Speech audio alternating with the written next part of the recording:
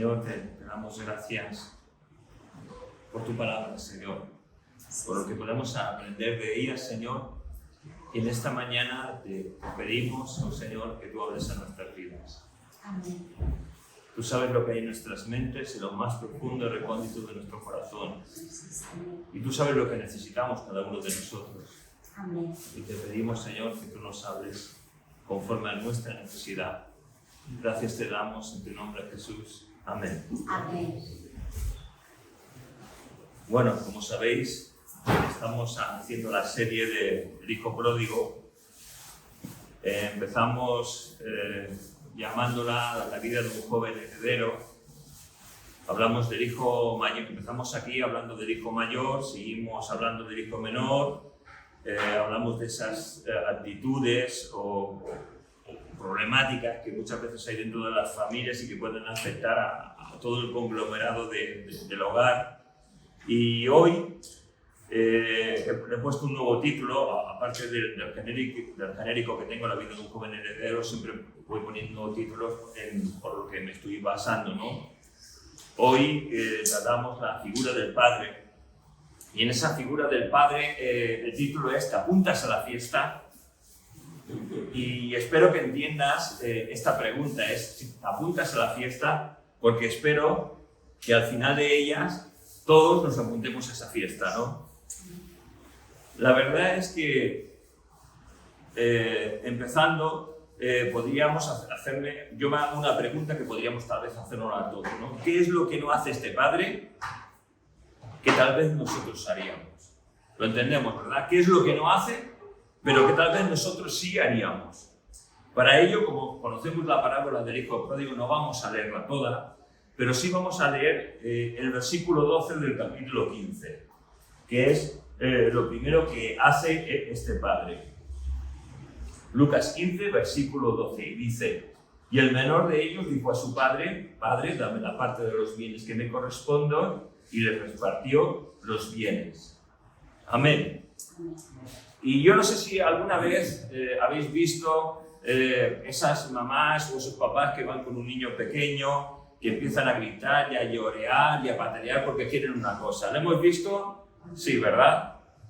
Y empiezan a hablar con el niño pequeño para que razone, argumentando una serie de cosas, que eso está muy bien, ¿verdad? Pero yo no sé si un niño pequeño puede llegar a comprender toda la retórica, todo el argumento que un adulto puede darle. Pero bueno, el adulto se la da, pero el niño empieza nuevamente a llorar, a gritar, a insultar. Y el papá o la mamá, con todo el cariño, le dice: cariño, ¿no te he dicho que esto no puede ser? Que está muy feo lo que estás haciendo. ¿No habéis visto nunca estas actitudes? Y de pronto el niño pequeño, ¡paf!, y le pega un empujón o la aparta al padre o a la madre, o le da incluso una bofetada. Y sigue argumentando: cariño, está muy mal esto que estás haciendo, ¿eh? Pero no te preocupes, pero aunque está mal no ha pasado nada. ¿No habéis escuchado nunca un argumento así? Es asombroso, pero muchas veces lo hacemos. Pero, ¿cómo que no ha pasado nada? Si el padre o la madre no actúa de una manera correcta y adecuada, este niño en un futuro será un asesino en serie. Si no se le corrige, si no se le castiga o disciplina. Y yo no estoy hablando de pegar con una correa como se nos pegaba antes o con un palo. No, estoy hablando de hablar, disciplinar, corregir. Eso es lo que hace un buen padre. Pero no permite que el niño ocupe un lugar que no le corresponde. Yo a este tipo de padres, para mí son unos padres pasotas que quieren ser tan buenos que no saben de verdad orientar a sus hijos. Serían tal vez unos padres light. Yo no sé si sabéis lo que es la definición de light, porque, por ejemplo, del padre que vamos a hablar no es un padre light. Y si hemos sido tú y yo padres light, todavía podemos corregirlo, porque aunque nuestros hijos sean mayores de edad, estén casados, podemos corregir nuestra actitud con ellos. Y la verdad es que, aunque este término de light lo empleamos generalmente para ciertas comidas, ciertas bebidas, ciertos alimentos, me gustaría ver la etimología de donde viene la palabra light, ¿no? Es una expresión inglesa que significa suave, ligero, liviano, frívolo, de poca monta y constante, suelto, sin carga, delicado, sin esfuerzo, casual o variable. Y hay otra definición, dice que carece de las cualidades esenciales o las ha perdido y resulta insulso o insustancial. Caray. Hemos perdido nuestras cualidades como padres, como hombres, como mujeres, somos insulsos. Lo primero que me gustaría es destacar del padre que vamos a hablar, que no es un padre como nosotros y que ninguno podremos llegar a ser jamás este tipo de padre. La verdad es que lo más difícil en el mundo es, cuando uno es padre, el saber ser padre o madre y actuar correctamente, porque es muy difícil. Y siempre nos equivocamos y ojalá tuviéramos un manual para poder actuar correctamente con cada uno de nuestros hijos. Y tendríamos que hacernos una pregunta. Cuando yo miro a este padre, refleja una serie de cualidades que tal vez pienso que a cada uno de nosotros nos gustaría tener. Y mirando a este hombre, yo me podría hacer una pregunta y me gustaría que tú te hicieras esta misma pregunta. ¿Qué es lo que yo veo de mí? ¿Cómo me considero a mí mismo? ¿Un buen padre? ¿Un buen hermano? ¿Un buen hijo? ¿Un buen esposo? ¿Una buena esposa? ¿Y qué es lo que los otros, la gente que me rodea, qué es lo que ve de verdad de mí? Yo no sé si te has preguntado eso, o a lo mejor ni te importa lo que uno pueda pensar de ti, pero a veces es curioso que tal vez preguntes, tal vez con alguien que tengas mucha sinceridad, ¿qué es lo que tú piensas de mí? Y a lo mejor te vas a sorprender porque aunque puedas llegar a ser tu amigo o tu amiga te puede decir, pues yo pienso de esto y esto y te sorprendes y a lo mejor ya no sea más tu amigo. Pero sería bueno porque un buen amigo siempre va a ser sincero y te va a decir la verdad. Y hablando de todo esto, ¿qué es lo que de nosotros, de ti y de mí, apunta a Jesús? Porque nuestro comportamiento y nuestra vida, desde que somos hijos de Dios, tiene que apuntar hacia Jesús, hacia ese buen Padre. Entonces, es tu vida, mi vida, es un reflejo de Jesús. Ojalá que así sea, ¿verdad? Todos los que aquí estamos somos hijos. Y muchas veces en nuestra vida como hijos hemos calificado a nuestros padres o los hemos cuestionado muchas veces por cómo han actuado con cada uno de nosotros. Y muchas veces, yo estoy seguro que tú lo has dicho, yo no voy a repetir los errores de mi padre o los errores de mi madre, no los voy a repetir, se han equivocado conmigo, pero yo voy a intentar ser más justo, ser más tolerable, ser mejor. Y entonces, ante esta reflexión, ¿qué diferencia hay entre mí, que soy un hijo de Dios, y entre otra persona que no es un hijo de Dios? ¿Qué diferencia hay en mi vida como hombre, en mi vida como mujer, en mi vida como hijo, que me diferencia de aquel que no ha conocido a Dios? Porque como padres, como hijos, como abuelos, etcétera, etcétera, etcétera, la gente que nos rodea, que está a nuestro alrededor, va a ver lo que nosotros reflejamos. Y en nuestra manera de actuar, incluso dentro de nuestro hogar, en nuestro modo de hablar, de pensar, o se va a ver a Dios o no se va a ver a Dios. En nuestro comportamiento vamos a demostrar a nuestros hijos, o hijos van a demostrar a sus padres cuál es la prioridad de su vida. Si es Dios la prioridad o si la prioridad de nuestra vida es un trabajo, obtener cosas, obtener beneficios, ser feliz, etcétera, etcétera, etcétera. ¿Cuál es la prioridad? ¿Es Dios? ¿Es seguir a Dios con todo lo que seguir a Dios acarrea? Que Dios nos ayude a saber en dónde estamos tú y yo. Porque creo que muchas veces andamos muy perdidos. Que Dios nos ayude a dar luz a la gente que está en nuestra casa, a dar luz a la gente que nos rodea, a ser verdaderamente esa luz que resplandece en medio de un mundo tan hostil y tan lleno de tinieblas. ¿Cuál era la actitud de este padre? Y yo la califico con una palabra. Este padre era ecuánime. Lo busqué en el diccionario, el significado, para que entendamos el valor que tiene esta palabra. Porque muchas veces tenemos expresiones, palabras que decimos, y claro, yo creo que todos lo entendemos, incluso entendemos esta palabra, pero tiene mucho más valor de aquel que muchas veces nosotros le damos. Por lo tanto, voy a decir el significado de esta palabra. Su significado es que obra con rectitud, justicia e imparcialidad, o está dotado de ellas. Segunda definición, porque hay 4. Que no suele dejarse llevar por la pasión. Tercera, igualdad y constancia de ánimo. Y cuarto, imparcialidad de juicios. ¡Caray!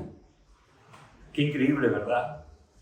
Y dentro de todo esto podemos destacar el amor que este padre tiene por sus hijos. Cuando el hijo menor pide la herencia, el padre pudo haber hecho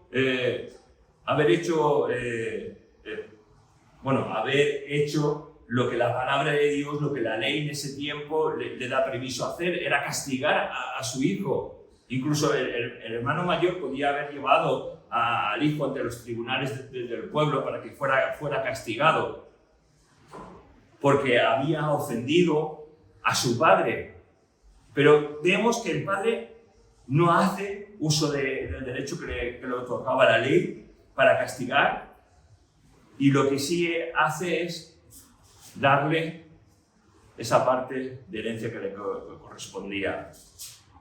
Fíjate, no detiene al hijo tratando de persuadirlo para que se quede. No intenta hacer un trato especial, no intenta sobornarlo, no lo chantajea emocionalmente, sino que verdaderamente este hombre actúa conjunto con a sus 2 hijos de una manera ecuánime.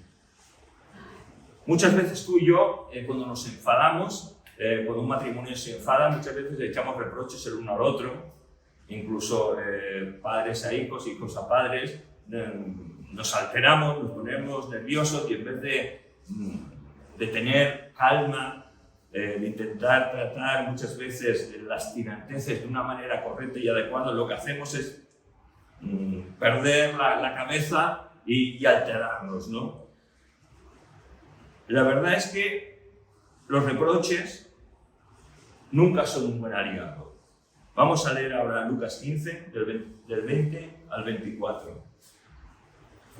Y dice: y levantándose, vino a su padre, y cuando aún estaba lejos, lo vio su padre, y fue movido a misericordia. Y corrió y se echó sobre su cuello y lo besó. Y el hijo le dijo: Padre, he pecado contra el cielo y contra ti, y ya no soy digno de ser llamado tu hijo. Pero el padre dijo a sus siervos: sacad el mejor vestido y vestirle, poned un anillo en su mano y calzado en sus pies, y traed el becerro gordo, y matadlo, y comamos y hagamos fiesta, porque este mi hijo muerto era y ha revivido, se había perdido y es hallado. Y comenzaron a regocijarse, comenzaron a alegrarse. Y viendo todo este pasaje, me gustaría comentaros lo que yo tal vez veo entre líneas. Fíjate lo maravilloso de esta narración, que es que el joven, yendo hacia la casa de su padre, el padre lo ve desde lejos y sale a su encuentro. Y yo me pregunto, ¿no te ha pasado a ti alguna vez que sales de casa deprisa porque tienes que hacer una faena, una gestión o algo, y vas saliendo y vas pensando todo lo que tienes que hacer? Y en una situación como esta, como la del hijo pródigo, no sé lo que se le pasaría por la mente, pero yo sé que lo que muchas veces se me puede pasar a mí por la mente como padre.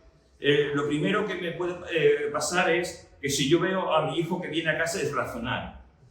Y intento en mi mente decir: voy a intentar hablar con mi hijo ahora que viene que viene humillado, para hacerle entender que esto ya no puede volver a suceder. A lo mejor contengo mi alegría de verle, de decir, ostras, mi hijo viene. Y viene, como viene hecho polvo. Y con un tono medio contento, medio serio, le digo, hombre, ya estás aquí. ¿Ves que tenía razón? Hijo, la verdad es que no pensaba decirte nada, pero es que te lo tengo que decir. Pero mira lo que hace este buen padre, que no es como yo y que seguramente no es como tú. No reprocha nada, no echa nada en cara, tan solo va al encuentro de su hijo que había abandonado su hogar. Él nunca le dijo, tal vez como muchos de nosotros he dicho, te lo advertí, te lo dije, mira cómo vienes, hijo, hueles a cerdo. ¿Sabes una cosa? Este buen padre dejó actuar dentro de sí algo que en tu vida y en mi vida, si somos hijos de Dios, está. El Espíritu Santo. El fruto del Espíritu Santo. Y mira, los viernes los estamos dando. Nuestros hermanos Jean Paul y más están dando los frutos del Espíritu Santo y ya faltan solo 3 para acabar de esos maravillosos 9 frutos o de esas 9 cualidades que están dentro de ese fruto llamado el Espíritu Santo que está en nosotros, ¿no? Y yo me pregunto, ¿por qué no dejamos que el amor que Dios ha puesto en ti y en mí sea más fuerte que nuestras heridas, sea más fuerte que nuestras diferencias que muchas veces nos pueden separar, sea más fuerte que tal vez el dolor que podamos tener? ¿Por qué no dejamos actuar al fruto del Espíritu Santo? ¿Por qué somos tan miserables muchas veces? Si Dios ha hecho todo lo contrario, si esto es un reflejo de tu vida y de mi vida sin conocer a Dios, que estábamos perdidos y errantes y el Señor vino a buscarnos. Vino a buscarte a ti, vino a buscarme a mí, salió a nuestro encuentro. Veníamos con harapos, andrajosos. El pecado hacía heder toda la corrupción y la maldad que había en nosotros. Pero la gracia de Dios nos limpió y nos llamó a ser hijos de Dios. Fíjate, este hombre llega a donde está su hijo. No espera que llegue a casa. El padre podía haber guardado su dignidad como padre, pero no guarda la dignidad de su padre diciendo que venga a mí para que ese tramo que todavía le falta por recorrer me vea que le estoy esperando y se ponga nervioso. No. Sale el encuentro del hijo. Ve en el estado que ha venido a casa. Ya no lleva tal vez el vestido de Armani, podríamos decir, que llevaba cuando salió. Ya no lleva ese vestido, ahora tal vez viene harapiento, con toda seguridad viene harapiento, oliendo mal y sin calzado. Porque son las 3 cosas que este padre le dice que le ponga. Y mira, querría decirte algo muy importante. Este padre no rechaza a su hijo por lo que había hecho, ni cómo perdió su vida durante estos años, cómo malgastó su vida. Y esto es un llamado a los que somos padres, ¿no? Abuelos o hermanos. Nosotros que hemos conocido a Dios, no podemos rechazar a nadie. Padres, no podemos rechazar a nuestros hijos. Hermanos, no puedes rechazar a tu hermano por lo que haya hecho. Padres, nuestra casa tiene que ser un púlpito en la cual nuestra vida y nuestro ejemplo hable a nuestros hijos.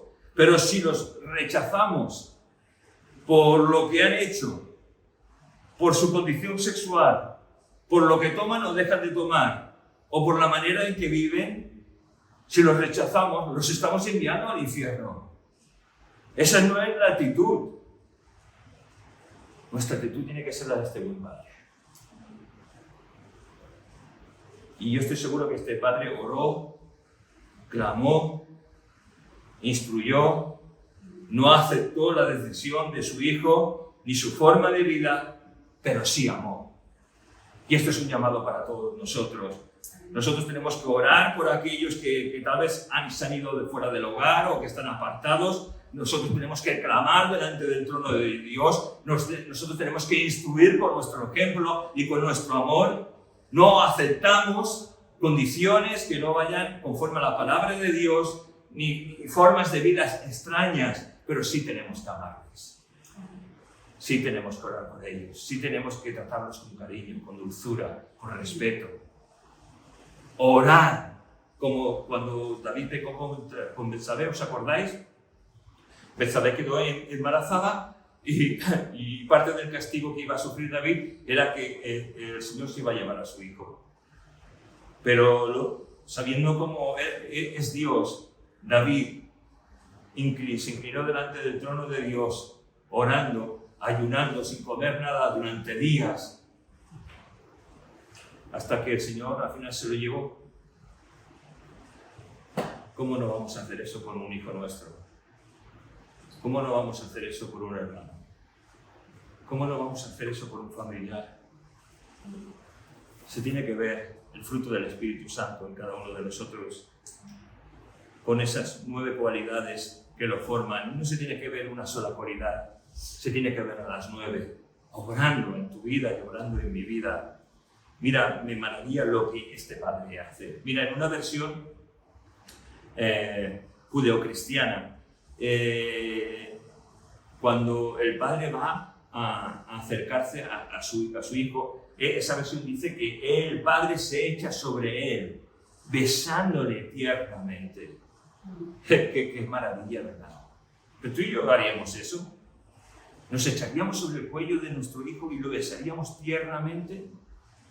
Y el hijo se pone a hablar, pero ¿sabes? El padre no responde a lo que oye decir a su hijo. No entra en tiras y aflojas, no entra en reproches, no entra en aceptación de lo que el hijo de él hace. No responde a nada de lo que dice, tan solo ve lo que hay en el fondo de su corazón. ¿Y sabes lo que hay en el fondo de su corazón? Hay arrepentimiento. Hay una actitud de vuelta a casa, de pedir perdón y aceptación incluso ya no como hijo. Y el padre responde, no contesta, mira, me maravilla porque no contesta a lo dicho por el hijo, sino que habla con sus criados, que supongo le acompañarían. Dice, traerle la túnica mejor y vestirle. La túnica mejor representa, este es mi hijo. Segundo, le pone un anillo en su mano. Ese anillo es el símbolo de autoridad, de la casa paterna. Es decir, vuelve a tener toda la autoridad de hijo. No ha perdido su condición de hijo, ni de coheredero junto con su hermano, sino que la ha tenido siempre, la ha conservado siempre, esa cualidad de hijo. Tercero, le pone el calzado en sus pies. Seguramente iría descalzo, porque al cuidar los cerdos se habría hecho siervo, esclavo, trabajador de ese hombre que tenía pues esa piara de cerdos, ¿no? Y claro, generalmente los hombres no libres, los hombres que pertenecían a alguien o trabajaban para él, iban con sus pies desnudos, andando. Era lo que distinguía al hombre libre en ese tiempo del esclavo. Y al ponerle ese calzado, señalaba a que nuevamente nunca había perdido nada, sino que tan solo todo ello le estaba esperando. Seguía siendo amo y no esclavo. Cuarto, traen el becerro gordo, aquel que se guardaba para las ocasiones especiales, para el nacimiento de un hijo, para una boda, para celebrar que la cosecha había sido abundante y había habido grandes beneficios. El becerro se utilizaba para las grandes ocasiones, se iba a matar. ¿Para qué? Para hacer una gran celebración, una gran fiesta. Pero en todo esto, en toda esta alegría, hay un problema. Y es que hay otro hijo que piensa de una manera muy diferente. Y la verdad es que la vida es difícil de entenderla. Y es difícil entender todo lo que aquí en esta historia está pasando y todo lo que Jesús quiere dar a entender, ¿verdad? Me gustaría ver la actitud del otro hijo, versículos del 28 al 32, que dice: entonces se enojó y no quería entrar. Salió por tanto su padre y le rogaba que entrase, mas él respondiendo dijo al padre: he aquí tantos años te sirvo, no habiéndote desobedecido jamás, y nunca me has dado ni un cabrito para gozarme con mis amigos. Pero cuando vino este tu hijo, que ha consumido tus bienes con rameras, has hecho matar para él el becerro gordo.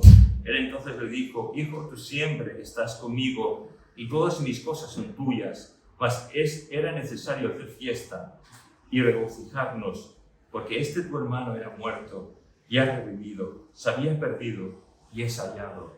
Amén. Qué maravilloso, ¿verdad? Si miramos esta familia desde lejos, no desde el interior de la familia, sino desde la distancia, la relación de padre e hijo mayor había sido una relación modélica, aparentemente, cara hacia el exterior. Todo el mundo lo podía ver así, pero esto no era así. El corazón del hijo mayor no estaba sano. Estaba dañado. No sabemos por qué estaba dañado, o podemos decir por todo lo que hemos dicho anteriormente, podía estar dañado, pero estaba dañado y tal vez hasta incluso podrido por dentro. El enfado de este hijo mayor era un enfado grande. Tal vez la discusión o el altercado entre el padre y el hijo sería desde dentro de la fiesta. No sé, ¿os imagináis que están ahí de fiesta, viene el hijo mayor, se queda afuera y aquí estamos cantando y empezamos a oír los gritos, y lo más seguro que es que la música se pararía y estaríamos todos atentos a ver qué pasa afuera? Y aquí, es una suposición mía, ¿no? Se para todo y se empieza a hablar. Tal vez el padre, entonces, al ver que el hijo mayor está enfadado, va a salir de casa. El hijo menor dice: padre, papá, te acompaño, y seguramente el padre le diría: no, esto es cosa mía. Es que hay cosas en las que no se puede meter nadie más. Hay cosas en las que solo se puede solucionar entre padre e hijo, o madre e hija, o madre e hijos. No puede haber ninguna tercera persona. Sería un error. Y este padre lo sabe. Y el padre sale de la fiesta y le suplica a su hijo que entre. Y mira, la palabra suplicar es pedir con humildad y sumisión a algo. El padre no sale con la autoridad del padre, no sale para imponerle, sino que nos está diciendo la palabra que sale humildemente para suplicarle que por favor, hijo mío, entra a la fiesta, alégrate. Pero lo que hace el hijo mayor es acusar a su hermano, acusar a su padre de que las cosas se han hecho mal, de que este ha malgastado parte de la hacienda que tenían. Pero el padre no hace caso de las acusaciones, y lo que sí intenta es que comprenda algo tremendo de esta historia, porque estaba ciego. Y es que su hermano, que estaba perdido, que estaba tal vez muerto, había vuelto. Que todo lo que había en la casa era suya, de su hijo mayor. Es que no lo entiendes. Yo repartí la herencia y aunque yo tal vez tengo una parte, todo lo que hay aquí es tuyo. Tú podías haber hecho lo que quisieras, pero no has hecho. Has vivido con una mentalidad de trabajador, no de hijo. ¿Cuál es nuestra mentalidad? ¿Es de hijo de Dios? ¿De disfrutar de las cosas de Dios? ¿O venimos, cuando nos relacionamos con la iglesia, como si fuera una carga? como si fuera un trabajo penoso. Predicamos con carga, tocamos instrumentos con carga, venimos a la iglesia con carga, o tenemos entusiasmo y alegría. Porque el padre lo tenía, el hijo mayor no lo tenía. Y el hijo menor tuvo ese entusiasmo y esa alegría cuando se enteró de lo que había pasado en su vida, de lo que era y de quién era.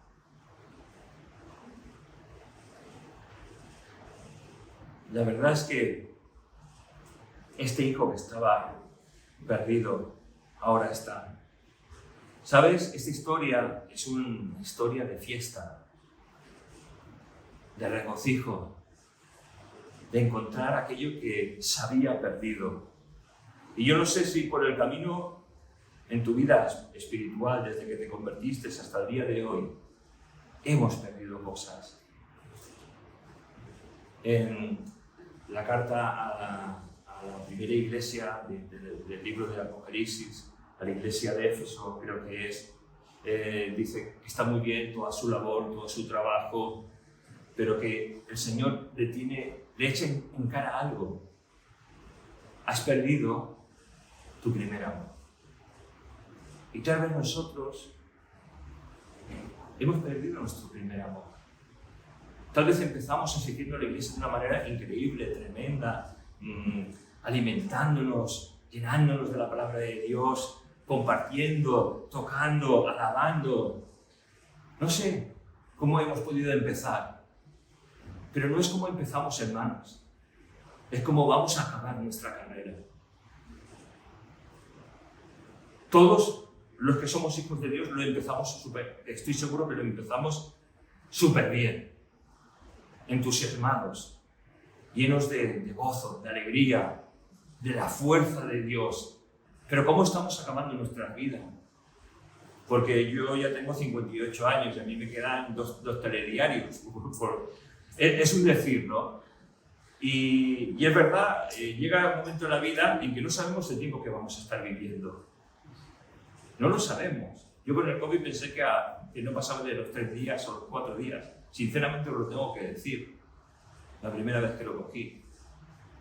Pero lo que nos quede, que sea una aventura apasionante. Que sea una aventura con nuestro Señor apasionante. Que no sea religiosidad. Que no sea fariseísmo. Sino que sea pasión por Jesús. Para poder entender todo esto que os estoy diciendo, para poder entender esta historia del hijo pródigo y ver a quién Jesús se lo está contando. Esta historia la está contando, nos dice Lucas 15, versículos del 1 al 2, a publicanos y a pecadores. Los publicanos eran aquellos que eran recaudadores de impuestos para el Imperio Romano. Eran personas muy mal vistas para la gente de su tiempo. Eran lo peor. Después estaban los pecadores. Generalmente los que llamaban pecadores eran gentiles que se habían convertido a la ley de Dios.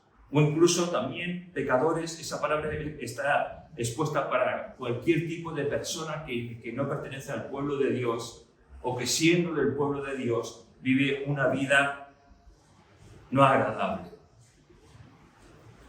Después están los fariseos y los escribas en esta narración.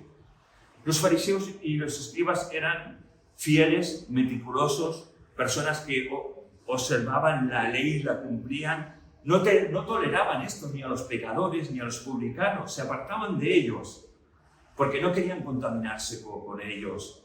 No podían aceptar que fueran recibidos en el templo o en las sinagogas donde se solían reunir los fariseos y los escribas. No podían aceptar que no fueran castigados los pecadores por cómo andaban. No podían tolerar que un publicano pudiera acercarse para escuchar de la palabra de Dios. No, para ellos eran marginados.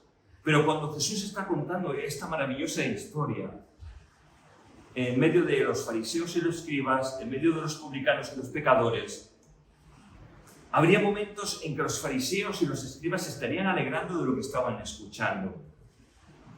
Estarían alegrándose de que el hijo menor hubiese perdido todo y estuviese criando cerdos. Es decir, el hijo menor había pasado de ser alguien a ser un desecho, una porquería de la sociedad. Y se lo merecía por haber ofendido a su padre, por haber ofendido a su hermano mayor, por haber ofendido a la localidad donde estaba por el comportamiento tan intolerable que tuvo acerca de su padre. Ellos estarían alegrando, pero cuando escuchan la parte de la historia en la que el padre sale corriendo y abraza a su hijo y lo besa y lo vuelve a recibir en su casa, estos fariseos y escribas tan fieles y meticulosos de la ley no podían tolerar esto, no podían aguantar. Estas personas que se creían justas, con derecho a entrar en el cielo, que cumplían la ley, que eran moralistas, que iban a todas sus reuniones sin falta, que diezmaban, estaban murmurando de lo que Jesús estaba haciendo. Estaban murmurando de Jesús porque comía con publicanos y pecadores.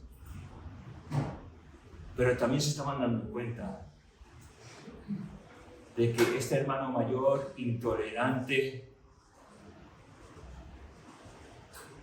era cada uno de estos publicanos, de estos fariseos y escribas.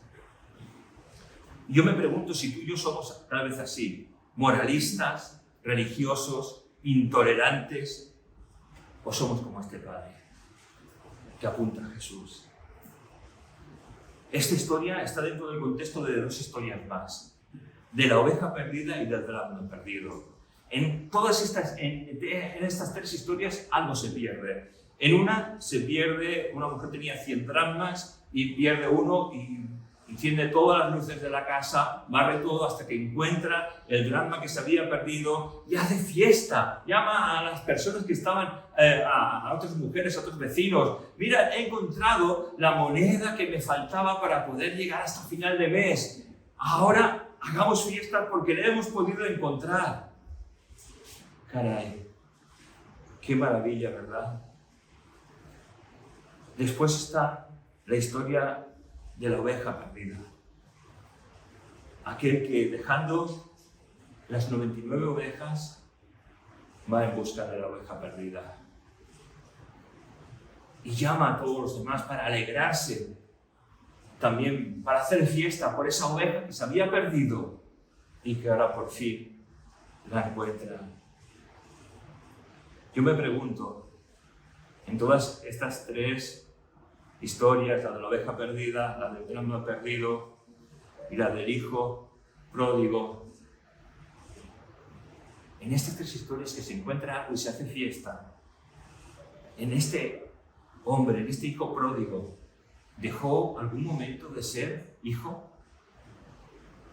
La respuesta es no. No. Siempre fue hijo. Y sabes, esto es gracia. Y es lo que Dios siempre está haciendo con nosotros. Aun cuando tú y yo nos perdemos, Dios sale a nuestro encuentro. Yo no sé si hoy estás perdido, pero Dios está saliendo a nuestro encuentro para que volvemos a casa, para que recapacitemos y podemos y vayamos a la casa del Padre. Aunque venimos a la iglesia cada domingo y tal vez lo hacemos durante muchos años, lo estamos haciendo, podríamos preguntarnos, ¿nuestro corazón a quién pertenece? ¿Me pertenece a mí? ¿Pertenece al mundo? ¿O pertenece a Dios? ¿O pertenece a mi Padre Celestial? Y yo creo que ante esta pregunta podríamos dar respuestas, ¿no?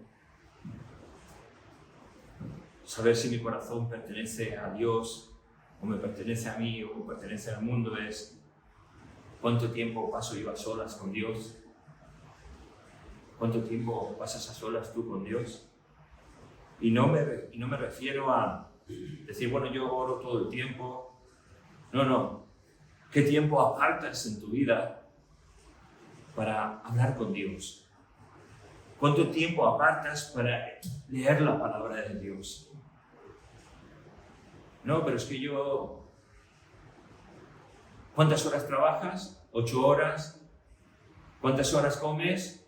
Media hora. Yo en un 20 minutos, un cuarto de hora estoy listo. ¿Cuántas horas pasamos pues sin hacer nada?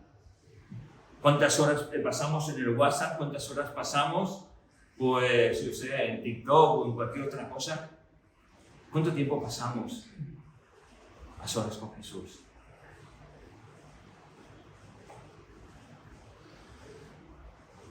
Nuestra vida demuestra que somos hijos de Dios o demuestra que somos religiosos. ¿Sabes? En la vida de estos hijos, en la hija mayor, no se vio que no era tan bueno hasta que salió lo que había dentro de su corazón. Nuestra vida demuestra que tú y yo somos hijos de Dios.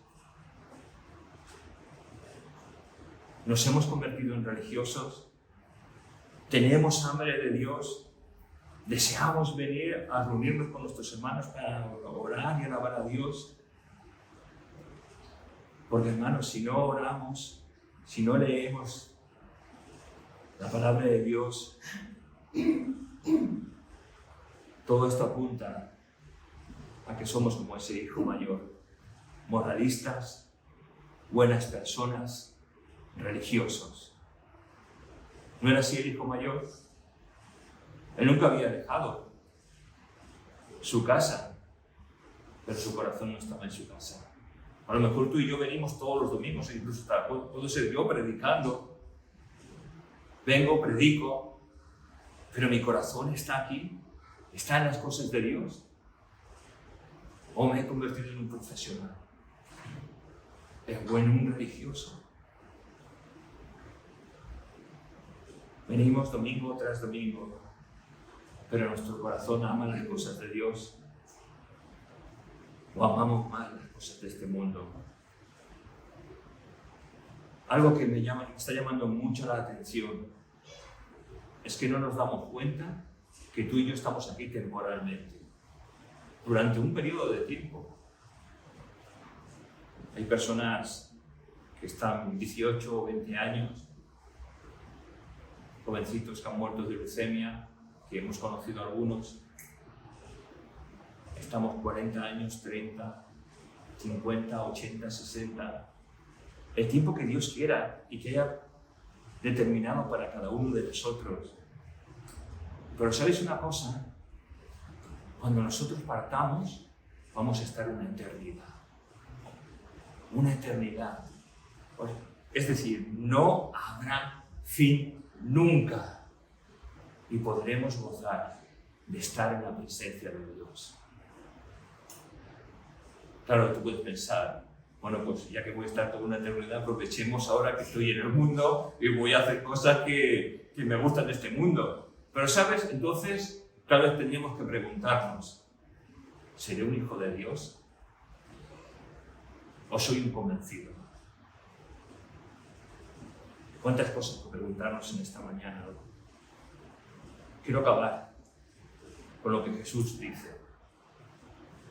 Juan capítulo 10, versículos del 27 al 30, dice: mis ovejas oyen mi voz, y yo las conozco, y me siguen, y les doy vida eterna, y no perecerán jamás, ni nadie las arrebatará de mi mano.